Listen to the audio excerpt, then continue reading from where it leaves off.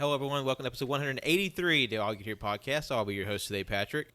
And joining me today are my three cryptozoological co-hosts. It's Jungle John. Sand-eating Colt. Oh, fuck, I got a burp. Oh, God, it's me, Wenzel. Oh, fuck. It's Bigfoot Hunter Wenzel. You know we're keeping that in. Of course. Did I say to leave it out? The belts in Big Fucker Wenzel.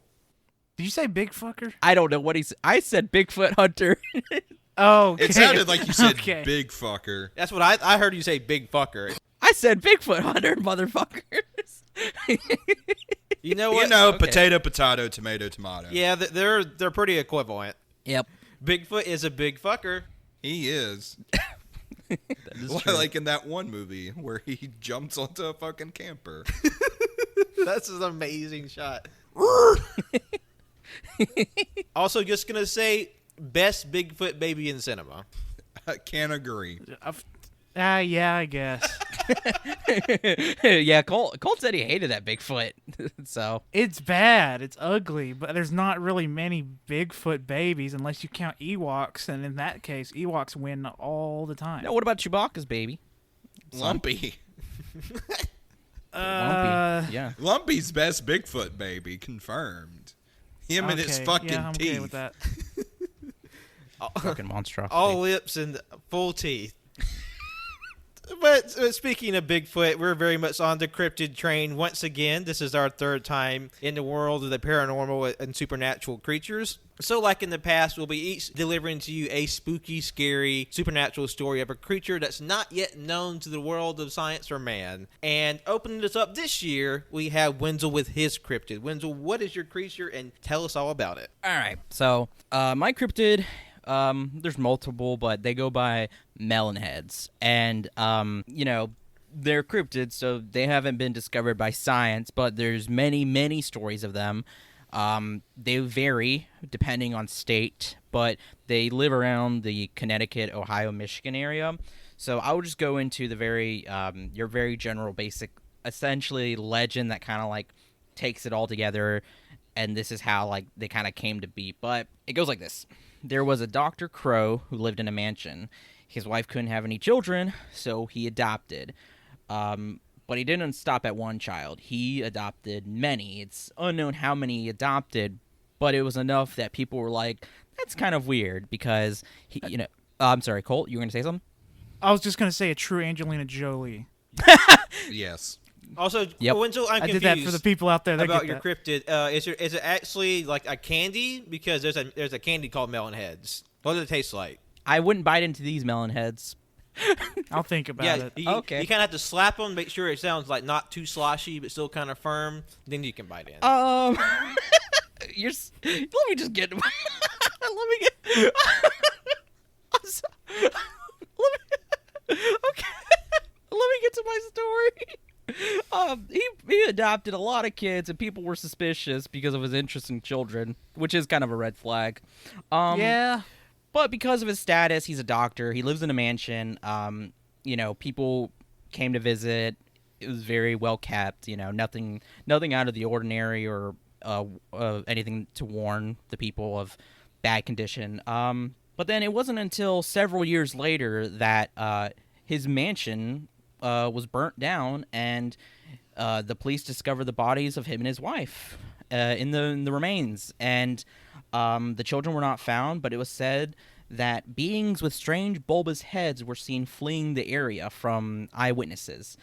And through rummaging through what was left of the mansion and a previously undiscovered laboratory, police were able to find documents detailing why this possibly occurred. Dr. Crow had been injecting fluids into these children's heads, causing them to develop hydrocephalus, which hydrocephalus is just a buildup of fluid in the head of a child. Usually, you'll definitely see it around infancy and when they're born. It's very apparent. Some already suffer from the condition, and he would still inject fluids in their heads, making it worse. If the children didn't already suffer from the condition, he would beat them He performed many experiments on them alongside torturing them until one day they had enough. They killed him, and in the ensuing fight, set the mansion ablaze. From Crow's writings, he did what he did, like beating and torturing them, because he had a son who originally had hydrocephalus, but there was no medical records of him ever having a son. So it's possible that his, quote, son, unquote, was actually another child he adopted and tortured. These children fled to the woods, where they started out feeding on small animals, then pets, then livestock, until finally people. Anybody who wandered into the woods, they would ambush and kill and eat their flesh. Some were reportedly caught, but the killings kept happening, so it is believed that they kept themselves alive, of course, through continuous feeding and also through incest. So you have a bunch of cannibalistic, incestual, mutated children living in the northern woods of the U.S. So don't go to Michigan. Sounds like someplace in the South. Nope, don't go to Michigan, Connecticut, or Ohio, ever. All right. Because there's these tiny children with enormous heads. I also love how like people back then were so stupid that they thought like a good punishment was like, you don't have this condition, I'm gonna beat the shit out of you, you little shit. Yeah, like this doctor has like this weird like fetish for like this medical malady. It's like your head's not big enough, dipshit, and just like putting an air hose in their mouth and trying to pump them up like a cartridge. Well, yeah, it was definitely, and I mean, like, he tried to gain sympathy through the fact that his own fake child had it. Like, it doesn't really make sense. There's actually, there have been, quote, eyewitness reports of these children still being alive today, but the thing is, though, is like, they would be older. So, They wouldn't be children. They wouldn't be children. They'd be full-grown adults. mutant adults. And so that's what kind of gives into like the whole idea that like they could take down livestock and people. And but like the thing is that it doesn't say when. Like the legend doesn't say when this takes place. There's nothing saying when. So like this could have literally happened anytime. But whatever. And one of the eyewitness reports was that he was there was a guy looking for them, and as he was driving all day, he couldn't find them until finally, just a chance encounter, one of them was running right up against his vehicle at 40 to 50 miles per hour. Oh, Jesus yeah, Christ. It was like covered in blood, eyes bloodshot red, full grown, just running, and then it ran back into the woods. I pictured like the Child of Cause from Bloodborne. Oh fuck yeah. That fucker? Oh god. Yeah, but it's just a legend. And it pops up in 3 different states.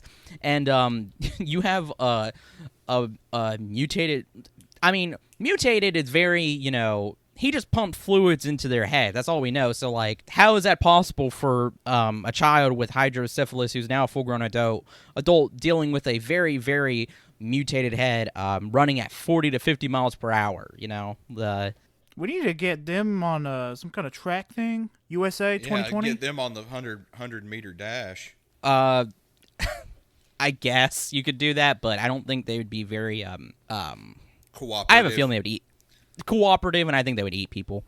Yeah, Man, it's yeah. always It'd be like that. hurting cats, like with any child. I'm sorry. No, it's just that like these kids. The reason why they did what they did was also because they're suffering from hydrocephalus. So like at this point, because of everything, they're just kind of they're kind of mentally not there as well. So Yeah. It's just but again, Also, I don't know how do they just like, how do they do that? Do they drill a hole in the skull and just pour water in there? they have these things called syringes. Yeah, but I feel like just putting water and syringes, you gotta pierce something to get it into the brain. No, hydrocephalus affects how much fluid content is in the skull. Yeah, that's where the brain's at. Yes, but the needle doesn't go into the brain. I'm not saying in the brain. It's gotta get in through the skull to have the liquid inside of it. Yes, but it doesn't. You can do it at an angle to where you don't touch the brain. But even then, this guy was a doctor who was torturing these kids. He doesn't give a shit. I mean, yeah, but my point was like, how did he get the needle through their skull? Not if piercing the brain. I just want to know how he got in there. What? I don't. They're children. Their skulls are malleable. Yeah, little kids' heads are like a water balloon. I don't have children's skulls to play around Little with. kids have soft spots. I mean, hold on. Let me get a medical textbook because apparently I got to. Yeah, all right. I got to explain to this fuck now. All right, Dr. Oz, do it. Yeah, call me Doctor. No, they just he didn't inject just water. Like I said, he injected fluids. So like, it could have been Coke, anything. it could be Pepsi. Dr. Pepper. Dr. Pepper, which that's still child abuse, but. Please God, don't inject Dr. Pepper into your kids' heads. If I was injected with anything, I'd like it to be Dr. Pepper. Don't give Jeffrey Dahmer ideas. While he's dead, looking up the Jonathan. medical information, if you can have any fluid pumped into your head, what would you want it to be? Dr. Pepper for me. Disaronno. I don't know if I would want fluid pumped into my head. You gotta in this situation. You gotta. In this Any- hypothetical, you have to any choose fluid. something. Yeah, the Blood. weird, craven, jigsaw doctor that has this giant leaky syringe slowly ambling towards your head, but he gives you a second. He can pull a lever that Blood. changes the fluid in it, and you say, "I want ginger ale in my head," so I can just suck it up whenever I need a little swig. No, I said blood. I want blood. Okay. Oh, that's weird. Yeah, that's weird. Yeah, Okay. You can't drink blood, you vampire, you bastard, Yeah. sicko. Yeah. Pat, what about you? Yeah. What about you? I want ginger ale. Oh, A nice, okay. fizzy, refreshing respect it. drink. Yeah, that's fair. And besides, if Jonathan has DiServono in his head and Colt's got Dr. Pepper in his head, you just mush them together. You got a great mixed drink. Yeah, we just gotta smash our heads together to Oh, get yeah. Sounds like a party. Oh, maybe And also- he puts a little little faucet head right to your forehead, just turns on, just pours Hell out. yes. That's like Get some the brain Valve. Dr. Pepper juice. Like a Valve logo or whatever they have for their things. But yeah, and also Colton too. They have there's like big enough syringes and stuff to pierce bone. So, but again, they're children, so their skulls and like their bone, they're very soft. So very easy to. I'm not. You know what? If it was me, I just want to say this: I wouldn't pierce a kid's skull and pour liquid in it. That's just me. I don't know about you guys.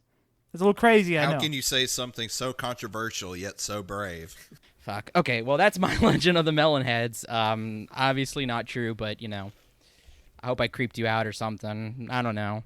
Just giant people with Jimmy Neutron heads stumbling around in the woods, ready to brain blast the first person they see. Jimmy, where's your mom? Oh, Mrs. Neutron.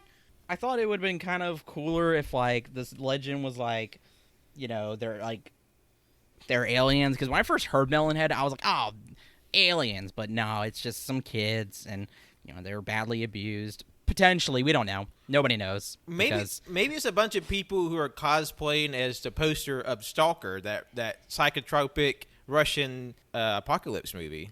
Yeah, the Tarkovsky movie. That's such a weird angle because his head, like, it's big, but also it only looks like that because like he's balding. So like, Yeah. But in the Stalker game, there are these like little. They look kind of like old men children. In there, they have like psychic powers or something. So that I don't know. The Benjamin Button Brigade. Jimmy's Yes. mom has got it going on. All right, everybody, snaps for Wenzel. Oh, thank you. I didn't see Colt's. there's a delayed one. Yeah, I was about to say I didn't even hear Colt, so I'm gonna assume he didn't snap for me, asshole. I was snapping. It's just that Discord doesn't want to pick up random sounds. It picked up their sounds. Whatever. Because they're using a different mic. I'm using one with a booty sheath. Whatever. All right, Cole, you're next up to bat. Tell us about your cryptid. All right. My cryptid is called the Mongolian deathworm. Yes, you'll come to see why I picked it in a little bit, not that long. But to get into what the Mongolian deathworm is, it's a worm. It is a worm. That's my first point in my notes, just to let you guys know. The Mongolian natives called it, it was also known as the Olgoi Korkoi, which means intestine worm. Oh. Yeah, it's got a red hue to it, And I'll tell you why. It's got a red hue, apparently. Because they're living chitlins. Yeah, that's pretty much what they look like from all the pictures I've seen, which they're pictures of a cryptid, so there's that. But it's alleged to live in the Gobi Desert, so it is a sandworm, which I wonder what sandworm, why I picked this out. Oh, Tremors. Tremors. No, I've never seen it. Come on, it's got Kevin I'm scared Bacon of in it. shaking. It's got Reba McEntire in it. Oh, God, I'm scared. It's a star-studded It cast. first came to Western attention. Are you done, Jonathan? First came to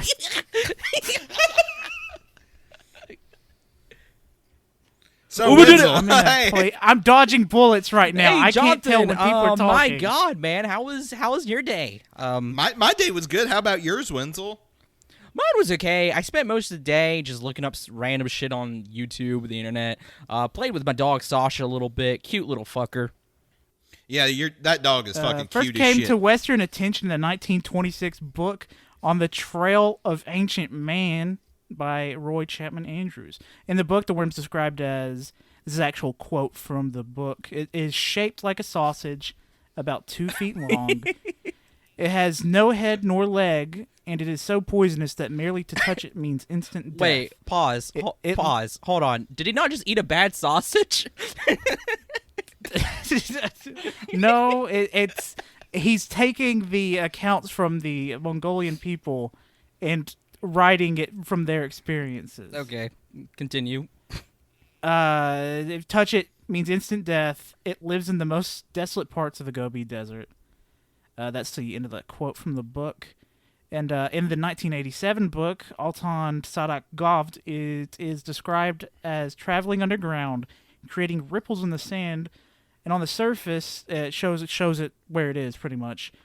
Similar how you see random spots of dirt raised when a groundhog goes crazy under someone's lawn, which is called worm sign. First to spot the worm sign gets a spice bonus. That's just a fact. The Mongolians said that it could kill at a distance by spraying a venom or by means of electric discharge, or like shooting lightning bolts like Raiden from Mortal Kombat. Yeah. Yo, that's metal as fuck. I was about to ask. It's when crazy. You get to the part where it shoots lightning out. Man. And the venom is supposedly corrodes metal. So, like I said, you don't want to touch this by the venom, electricity, because you'll die. I'm built different. Oh, Yeah, he's you just probably rubber. would survive. And also, this is a weird time frame. It said to hibernate underground for most of the year, except for June and July. I don't understand that or where that came from, but that's the case. Hottest. It's also said to, it's summer months, I guess. Like, it's hot and they don't have as much water underground. But I mean, like Like- if it's well, I guess that makes sense. It's a worm, so if it's not, there's no water underground, they come up. I don't know. Go ahead. Sorry. It's said to come up to the surface more often when it rains or the ground is wet, because after all, water is life. Yeah. Mongolians believe that touching any part of the worms will cause almost instant death and tremendous pain. It's said to prey on camel and lay eggs in its intestines, which is how it gains its red-like skin. So now we know why it's red. It goes inside camels. This is one of my things. I believe that Frank Herbert took some inspiration from the Mongolian death worm because to make the worms in Dune. Because every time I look at it, I see in all the fan art, I don't know, interpretations of it, it looks somewhat similar to it. But the thing is, the Mongolian death worm is like 2 to 7 feet long. So it is nowhere near the same size. And for some fun facts, in 1990-92, even Makel led small groups of companions into the Gobi Desert to search for the worm, inspired by Frank Herbert's novel Dune, in which giant fictional sandworms could be brought to the surface by rhythmic thumping. Merkel constructed a motor-driven thumper and even used small explosions to try to find it. I thought that was really fun, because in Dune they do have the thumpers, and that's how they draw up the worms. Kind of like how in real life, if you do some kind of rhythmic thumping in a place where there are a lot of worms, they'll come to the surface, and that's how you get bait for fish. the Yeah. night crawlers. Yeah. The main antagonists and trimmers called graboids are based on the death worm. Hey. Yep. Whoop, whoop, whoop. Man. And that's it. That's the death worm. Man, The Mongolian death worm. that I remember I watched a Destination Truth episode where Josh Gates, they tried to go and find it, and they never did. Man, I forgot how badass it is, man. It's just, it sprays out venom, it shoots out lightning. Yeah, man, you touch it, you die. That's pretty sick. Metal as I fuck. fucking love it. I don't know. It would be kind of cool. Kind of wouldn't for the people that live there for that to be real, but like, nice little drawing, Cole. Thank you. I drew it, and it's a worm. It's a very simple design because, well, it is a worm. It's a worm, and also, there's no real photos of it, so yeah. Everybody knows cameras don't work in the desert. Okay, all right. Hell That's yeah, cool. Colt. Yeah. We get Colt Sick. to. We're breaking the news here. We're doing a AYCH reboot of Dune where Colt draws all the characters. Hell yes. Oh, God. Don't make me draw human hands. I'll cut them off and give them claws. Well, good luck drawing based off of descriptions in a book. Yeah, and especially in a fucking Frank Herbert book, doesn't know how... He doesn't describe anything. He just... Your mind makes it up yourself. And mind is the fear killer. Nope. Yes. All right. Wait, you fucked me up, Pat. Mind is the fear killer. You are correct. Mind is the fear killer. All right, you. All right, Colt, good job. Snaps for Colt. Thank you. Thank you very much. Thank you. All right, we're moving along to John. Tell us about your cryptid and what's it all about. All right, I chose to do my book report on, excuse me for the mispronunciation, the pronunciation, Dingonek, or also called the jungle walrus. Okay. Okay. I like where this is going. It is, there's only really been like one major sighting, and it was around Lake Victoria, which basin is around the countries of Burundi, Kenya, Rwanda, Tanzania, and Uganda. It's supposedly 14 to 16 feet long. Oh, boy. A head like a lion/leopard, body like a hippo, with a tail of a whale. Also, a scaly motherfucker. Some describe it as having an armadillo-like shell. And it has tusks like a fucking walrus. But like I said... Is this one of those Tusk creatures from the movie Tusk? Shut the fuck up. That's what I was thinking the entire time. But there's only really been one sighting of this thing, and it was in the 1910s. It first shows up in a memoir of this big game hunter named Edgar Beecher Bronson in his memoir Enclosed Territory, where he recounted this story about a campfire conversation that he had with this guy named John Alfred Jordan, who's the guy who supposedly saw this creature. And Jordan said he was with a hunting party in the Lake Victoria era, and he said there was one person in their party that saw this thing, ran to him. They ran to it, they saw it, shit their pants, shot it, and then ran away. And it wasn't until 1918 until Jordan actually gave his own testimony on the record in a magazine called Maclean's, which is a Canadian magazine, and still swore that the creature exists. But knowing fucking white people, especially around this time, they tend to make shit up. Apparently, yeah. Jordan said he talked with a lot of the locals, and there were various stories of, people fear it, they worship it, so on and so forth. However, but there wasn't, because there's so little information on it, and there really wasn't an image for it, so I just kind of had to make one up, and I'm about to send it in chat. Hold on 1 second. Let's get it. Send it. Let us see and judge. Let us judge this man's artistic skill. Well, I'm sorry. It's pretty bad. Let us judge. Right. And we can determine whether to put it on our refrigerators. Yes. I'll print it out, put it on my refrigerator. I have to determine whether it's good enough to put on my refrigerator. Alrighty. Very good. I put it on the Oh, fridge at once. So cute. That's good. I don't know what you're talking about. You know, bitch, that's just a walrus. It's just, But he's got the thing on his back. I love it. In the it's like tail. a walrus with a long tail and little like cub ears and like a turtle shell on its back. Yeah, and some description said it looked like a leopard too. Yeah, because I googled the creature while John was getting his picture ready, and it's a pretty diverse interpretation. Like some looks kind of like a leopard with saber-toothed fangs and like pangolin type scales, and then some are very elaborate, like bridging more into like a dinosaur type creature. Oh yeah, it's really. There's actually this really cool. I'm looking at the album cover of some Dingonek street band, Primal Economics. They have their own art, artist interpretation of it. Looks kind of sick. Looks pretty cool.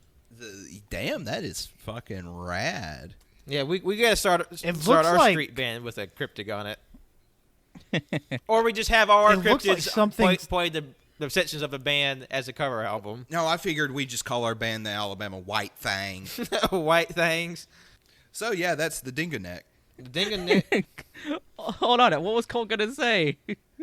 I was gonna say it looks like something out of Monster Hunter. It looks really cool. I really like it. It also reminds me of the demon from Devilman Crybaby that fuses with the winged lady. Oh wow. Okay. I can't I wait can for see Mila that. Jovovich to fight that in the movie. Yes. Yeah, Africa when it comes to cryptids is weird. Cause it's like there's like a ton, like that's not like there were a lot of testimonies and eyewitness reports of like strange creatures, of course, from white people or Europeans going there to like hunt or something of like strange animals, and it's just and then there's reports from the natives as well, and it's like I don't know. It's just like because these things these events happen so quick, and then the way they describe them, and it's like completely, and usually is a misidentified animal. But it makes you wonder, it just makes you wonder how many of those are out there. I'll get more into that. I mean, it could have been like a mutated animal. Or an animal that went extinct, that's sort of the last of its kind, because like even if it was misidentified, there's no animal that looks like this. Yeah, there's one of the stories of the natives had was one group of people killed it to supposedly put a curse on another group of people. Yeah. Because, apparently it had some sort of magic powers. Yeah, we saw a movie about that. It doesn't work out well for everybody. Nah. But, you know, like I said, take those stories with a grain of salt because it's like third-hand accounts from racist white people, so... And there's also like one story, like that's all you have to go off of. Yeah. And I say that because I was researching cryptids, and there was one story that happened in I think it was South Africa. I'm not sure where, but it was like there was one eyewitness report that there was some giant bat that attacked these people, this guy and his guides, and it was known to them as like a demon. And then either a few years before or a few years later in the same area, there was another guy who was attacked by what he said was a pterosaur. And, it's just, and like, these things were like, these things were flying and swooping down. And it's just interesting. Like, they didn't get a good look at it, obviously, but like, what animal was it? There's a lot of weird shit that we still haven't found. Like, we found coelacanths. Gorillas apparently were thought to be legendary animals, which they're not. They're actual animals. They're pretty legendary to me. I don't know Yeah, what I know. you're They're talking great. And there was actually a new species of orangutan that was just discovered recently as well. Like, I don't know. Like, there's just some crazy shit, It's neat. But, yeah, definitely take it with a grain of salt. Yeah, well, I'm not an expert, but from the sound of your story, Wenzel, it just sounded like it was Diantword. Fuck. Man. Probably. Probably. even though this took place in like the early 1900s. My I'm gonna point. go with probably still. I mean, that was the time when racist white people were the rage. You know, you're right. They still have those racist white people sensibilities. Ugh. So, well, thank you for bringing the Dingonek to the table. Snaps for Jonathan. Snap. I'm snapping for myself. That will definitely go on my refrigerator. Hell yes. Yes, it's definitely going on there. Hell yes. That was my goal. All right. And I have the last story of the day. And my character, my cryptid, is called the Flannel Man.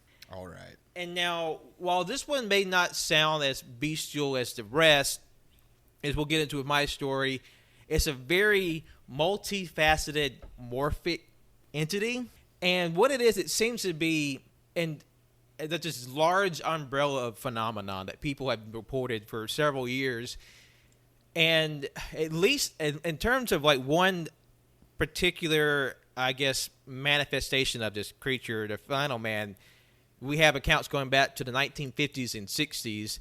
And this, with this interpretation or this manifestation version of it, it ranges in general from a Sasquatch-like creature wearing tattered red flannel clothing to ostensibly a human male wearing red flannel clothes to a sort of ghost entity force that manifests within people's like minds or sort of like the periphery of their visions, and just starting. Whoa.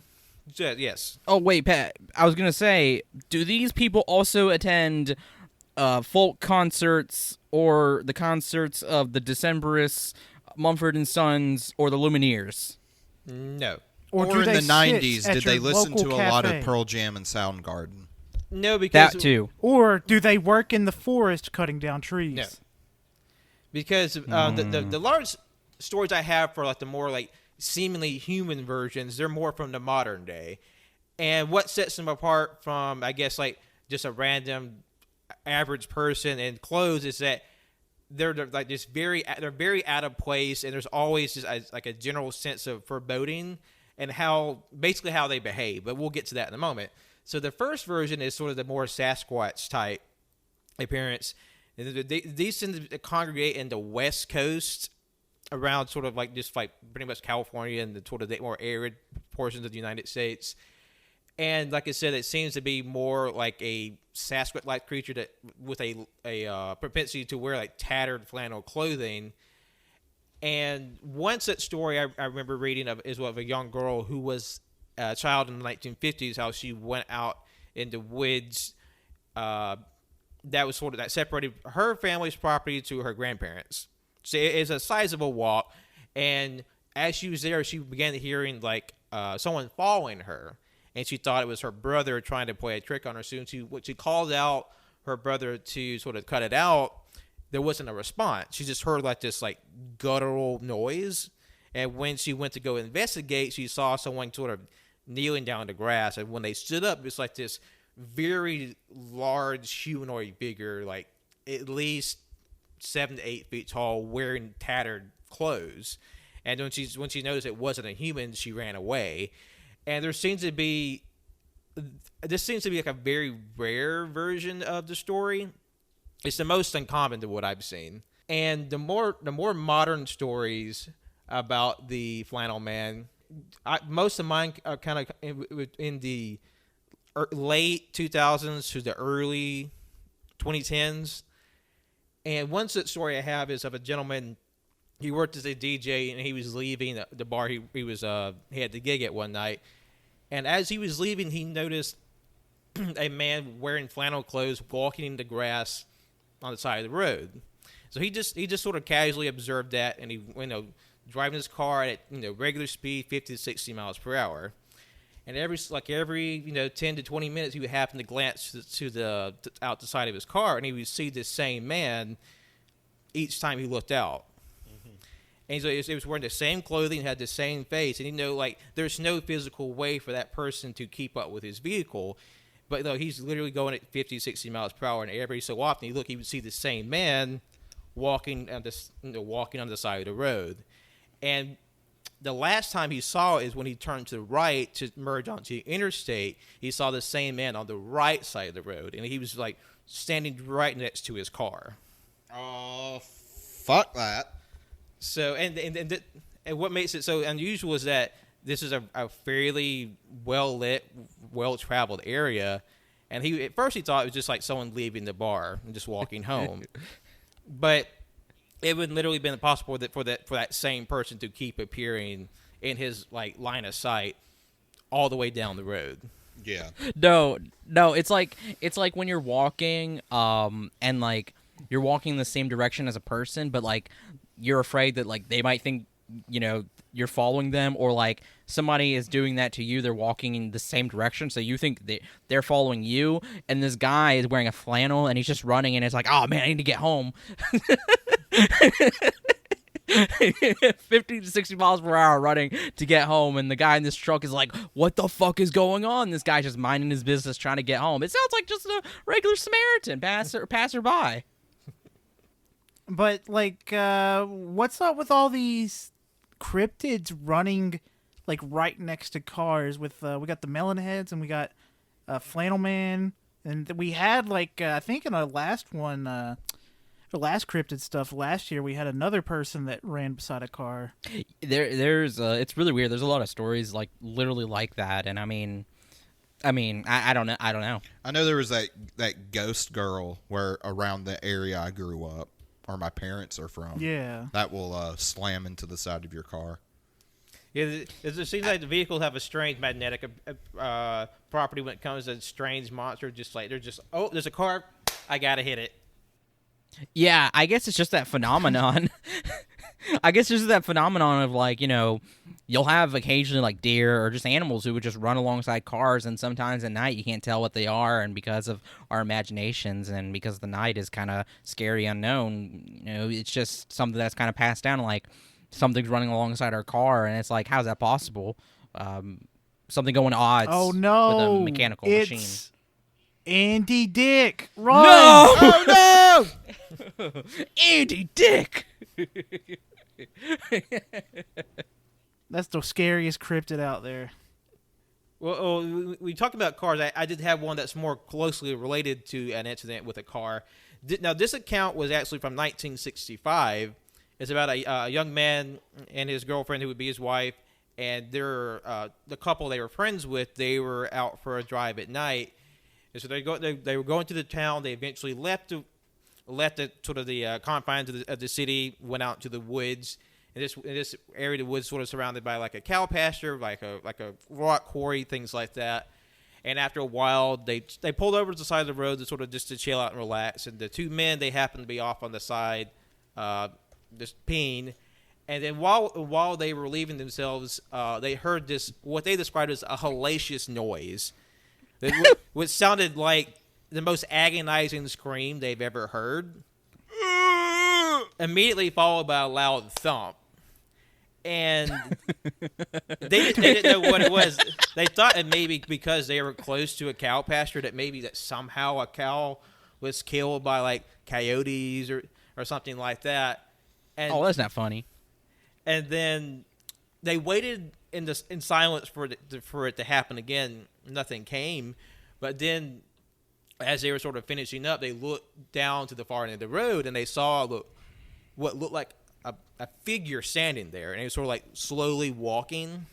And then as they were trying to make out what this shape was, it seemed to stop for a moment, and as it seemingly noticed them, and then it starts running towards them. Oh, fuck that! And then so they freak out. They get into their car, and like they're like trying to, like, oh fuck, we gotta get out of here. And the women, they're freaking out, like, what's going on? We heard that noise, and then y'all freaked out. And then the father, the one who was telling the story, he goes to throw his car into drive, but then the car won't go.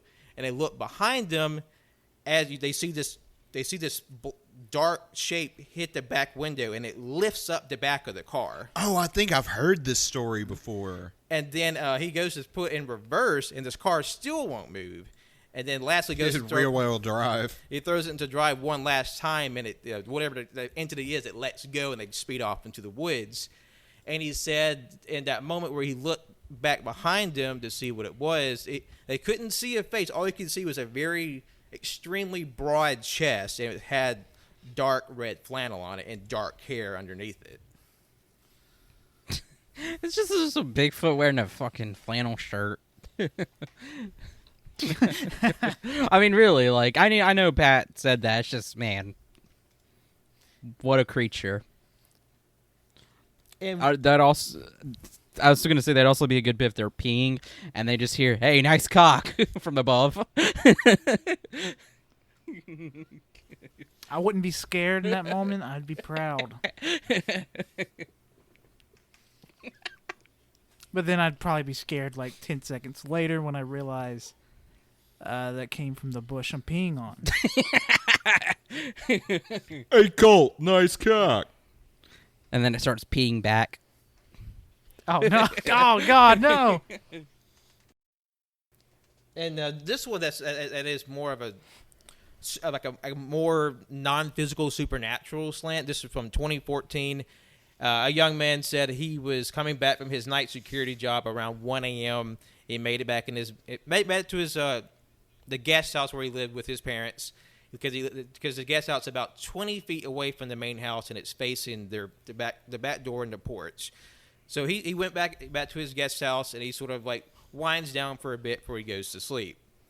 And then he's woken up sometime later in the night by hearing his parents like frantically calling his name. And they're yelling his name in unison. He's like, "Okay, this is scary. Why is the house on fire? Like, what's the trouble?"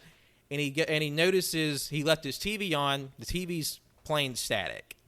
And he tries to check. He tries to check the time on his phone. The phone won't turn on. Or it whips on for a second, then turns back off. He tries to check a digital watch, and all he says is a blank screen. So he's like, "Okay, whatever, it doesn't matter. My parents calling my name." So he goes outside, and immediately he's hit like this strong gust of wind. Like it's so strong that it's like sort of blowing around tarps they have in the back porch. Like small things are kind of being clattered and dusted around. And he sees two figures standing off in the distance, like one taller, one shorter, and they're saying his name. And he goes to like walk out to him, and when he gets closer, he notices they're both wearing these dark checkered flannel type clothing, but they have no features. And then when he goes to turn around, he's like, "This is fucked up. This is scary." And he's immediately met by a third figure, even taller than the other two, like right next to him, and also wearing the same like dark checkered flannel coloring material. And he's immediately hit by like this, as he described, like this deep bass reverberation that's so intense it knocks the breath out of him and forces him to the ground. And the whole time he's hearing his family, his parents say his name as they get closer and closer. And eventually he passes out. And he wakes up again. He's back in his bed. It's morning, and all of his appliances are working again. That bitch just had a fucking crazy ass dream. So, and then the last story I have is from 1997. Is a woman who said she met a flannel man. What makes it interesting is that how quickly he appeared and disappeared, because she said she was going to a costume party with two other children that's down at a house down the road, and then as they're walking, this man wearing a red flannel costume or like red flannel shirt kind of appeared out of nowhere, because they thought he came from the woods, but there's a chain link fence that separates the road from the woods. And so how they're walking and they turned, he was there. No sound where he came from, and he wasn't there before. They looked back and there he was. And he sort of walked up to the girl and put like seeds in her hand and kind of like gently forced her hand to the ground to plant them. And then when she put him in the ground, she looked back up. He was gone again, and there's no noise like him clambering over a fence or like running off into the woods. There's no sound disturbance. So the whole encounter took place in like less than 5 minutes. But she can physically remember. That was the spirit of Johnny Appleseed. Yeah. I like just plant my little apple trees. because she can physically remember a man putting her hand to the ground, and she even remembers like tugging at his beard, and she can feel the resistance of the beard attached to somebody's skin. And there's several other smaller encounters, like people like seeing Flannel Man like in dreams, and then seeing that same person in real life. Like, but it's never just like, oh, there's just like I'm at the store and it's a guy running. It's always in like these dark corners when like there should be nobody around, or they're by themselves, or so sometimes they're like this weird foretelling of doom. Yeah. Like she said, this one woman, she had a dream of a flannel man, of a man being shot in her town, and then the next day it had happened. It's like she could see the flannel man, she could also see the man that got shot. That's spooky. And like there's a time a woman, she woke up with a man wearing red flannel in her room, and then she sort of like, what is this man doing there? You can still, she takes up space. It wasn't hazy, it was very clear. And then when she looked back, he was gone. Mm-hmm. It's sort of things like that. And there seemed to be a larger phenomenon of people seeing like humanoid figures and entities with like weird check patterns. It's sort of like how like the Hat Man it's a similar phenomenon. Mm-hmm. So this is a fairly new one, fairly new in terms of like being cataloged. So, which I thought was interesting. What a strange entity. So, whether it's sort of like misidentification or like some weird like what's the word, collective unconscious thing that people are experiencing, because like the Hat Man's a very similar thing where people across the world all sort of imagine or sense this same entity with like this dark shape, dark hair, dark hat, and like without being influenced by anybody else. But this is something a lot of people see independent of another. It's something similar to that. But also has this physical interpretation too. Sorry, go ahead. No, I was just gonna say like I don't know, because like, you know, when you get to like animal cryptids with physical forms, you know, you can there's a little bit of science or something you can explain there or whatever, or like you can make guesswork of, like, because I was looking up cryptids and I learned something about their to kind of like determine the viability of an animal species. There's a rule. It's called the 50-500 rule. 50 means 50 individuals means short-term survival. You know, 50 individuals can survive for a short amount of time for the species to live, but short time. 500 means that there's 500 of these individual animals in the species, then they can live long-term. And, you know, you can apply that to a lot of, it's not that simple, but you can apply that to certain, like, you can kind of like basically apply that to certain cryptids, like the Loch Ness Monster. Okay, short-term survival, 50 individuals in one loch. That's impossible. But then it's like when you get into like bigger demographics and geography, you know, it's not that simple. But it was just an interesting thing. And then like when you bring up like these strange, like when you bring up like cryptids that are like these strange, weird entities like this, where it's possibly a Bigfoot ghost wearing flannel shirts, like there's, you know, doesn't need to have a population to survive. It can just be wherever, whenever. And so it is very curious because there's not a really good way to grasp what it is. It's just you just have very sort of strong testimonials, because whether or not you believe you know this is physical or non-corporeal entity wearing apparently just red flannel material, there are these people who have had very real experiences, some more intense than others. So it's sometimes it's really hard to discount what people are seeing, especially when you don't quite understand what it is, and neither do they. So, if nothing else, it's a very interesting story. Oh yeah, it could be like the story, that one book, Sisterhood of the Traveling Pants. But this is the, you know, traveling flannel. Oh yeah, so it's multiple different people wearing the same flannel shirt, and they plant seeds and crash into cars. It's not very clear what they do. So like I said, this is just a handful of swords I was able to pull out. So it gets much more bizarre depending on which route of the entity you want to go with: physical, extraterrestrial, spiritual, wherever you want to go. The stories get much wilder from there. And I dropped in chat my little sketch of the Flannel Man. You see, you have a very spooky lumberjack type fellow, wreathed in shadows, ready to do something because we can't quite comprehend what this fellow is. I want this fella to stop those forest fires. That's what I want. Yeah. I want him to come to those gender reveal parties and hack the people. Oh. I want him. Okay, yes, okay. At the gender reveal parties of people blowing up. Yes. Yes. Okay. All No, right. I just want him to go to every gender reveal party It's like and kill everybody there. Yeah, just have the threat of violence. You better not have a firework there that's going to set a state on fire. Just do something simple like a piece of paper. Or just like a that's pretty Facebook easy. post being like, "Hey." Yeah, Yeah. because I guess people have time to piss sounds away on this. All right, so that is the Flannel Man. Hell yeah. Very nice. Very nice. Hell Very yeah. nice. Snaps. My wife. My wife. Oh, yeah, snaps. Snipples. Big snips. Too late. All right. Well, there you have it. You have 4 more cryptids for your consumption. Are they real? Are they fake? Or just a very interesting story? That's for you to decide.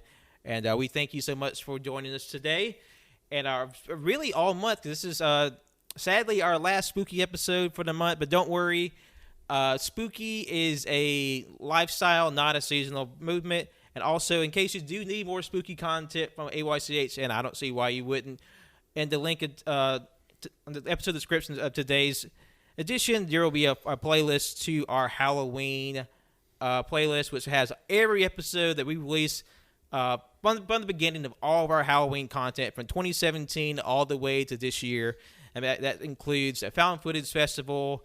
That includes our supernatural romance. That includes our slasher showcase. So we have everyone from this year and all the years past for your Halloween enjoyment. So be sure to like, rate, review, subscribe on all those platforms: SoundCloud, iTunes, Google Play, Spotify, Overcast, and any RSS feed catcher. Be sure to like, rate, review, subscribe on all those platforms. It really helps us out, keeps the show going, puts in front of more people, and we really appreciate that when you spread that around. You can follow us on our socials on Instagram, Twitter, at AYCH Podcast. You can follow us on Letterboxd and Facebook at AllYouCanHear. Follow us on Twitch at twitch.tv/AllYouCanHear. Follow us on YouTube, also at AllYouCanHear. And lastly, you can follow me, Patrick, on Twitter, Instagram, and Letterboxd at John Lost His Name, and my art on Facebook at John Lost His Name Art. My name is Jonathan. You can follow me on Twitter at JONIIBOI24 and Letterboxd at JohnNonson12. My name, Colt. Follow me on Twitter at ColtD00. The sand I've been eating over the past hour is turning into glass, and I will proceed to make a glass cryptid from my sand. Thank you. Okay. You can follow me, Wenzel, on Instagram, my art Instagram at World of Wenzel. You can follow my Twitter. Sorry, that really threw me off what the fuck Colt said. You can follow my Twitter at WenzyWilkie, and you can follow my Letterboxd, WenzyWilkie as well. It's it's linked to my Twitter, and then you can also follow me on Goodreads, WenzyWilkie. I think I have a link tree, so you can go there. Thank you for listening again. I'm so sorry. I wish we could do more spooky stuff. We should, honestly. Who says that we have to keep it to just October? Let's just cancel everything we have planned for the rest of the year and just do spooky stuff all until 2021, because I like it. It's fun. Or we just do spooky all the time. Yeah, we're making a last exchange at this episode. No more regular content, spooky content. All you can hear, all you can horror. Yeah. Also, sorry. Kind of weird year. I don't know if you guys heard, but yeah, we didn't do our normal ghost hunting thing this year. We usually do it like every year, aka just 2 years before this. But the world's a little crazy right now. We couldn't do it. Yeah. Yeah, our drones had a Sorry. very hard time getting to our projected haunted house, so we had to scrap that one. Yeah. But it's been fun. It's been a fun little Halloween we've had here. Even though I haven't seen Jonathan or Pat's face since March. I pictured the same faces I saw that one time at Cody's place so God, long that ago. was like and what? That's how I picture you That guys was what, still. like 7 months ago? Yep. Yep. Thanks, Trump. I have no idea what Colt or Wenzel look like now. I'm just imagining Colt with big, shaggy hair, and Wenzel has a really big mustache now. I'm sure it's down to his knees. You be right. Yeah, that's pretty much it. All right. Well, thank you so much for listening today. We'll be talking to you very soon. See you in November, and in the meantime, have a happy Halloween. Yep. Happy Halloween. Awoo!